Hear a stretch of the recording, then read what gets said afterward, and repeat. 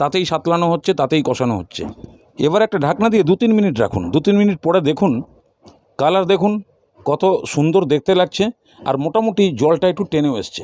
এবার ওপর থেকে মশলা ধোয়া জলটা গ্রেভি বাড়ানোর মতন, যতটা আপনাদের গ্রেভির দরকার ততটা মতন জল দিন। জল দিয়ে এবার ঢাকনা দিয়ে 5 মিনিট মতন রাখলেই আলুগুলো সব সেদ্ধ হয়ে যাবে।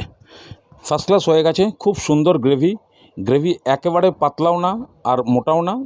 দেখুন আলুগুলো কীরকম সেদ্ধ হয়েছে, গ্রেভির মধ্যে পেঁয়াজটাও পুরো গলে গেছে। এবার দেখুন চিকেনটাও ফার্স্ট ক্লাস সেদ্ধ হয়ে গেছে, পুরোপুরি মোটামুটি রেডি। আর দুটো ইনগ্রিডিয়েন্ট দেবো, বাস তাহলেই পুরো রেসিপিটা রেডি হয়ে যাবে। 1 চামচ মতন গরম মশলা, যে কোনো গরম মশলা দিতে পারেন, আপনাদের নিজেদের বানানোও দিতে পারেন অথবা বাজারে রেডিমেড গরম মশলাও দিতে পারেন। আর ওপর থেকে সামান্য একটু কস্তুরি মেথি আর গরম মশলা দিয়ে নাড়িয়ে চাড়িয়ে একটা ঢাকনা দিন 1 মিনিটের জন্য, বাস রেডি হয়ে গেল রেসিপি।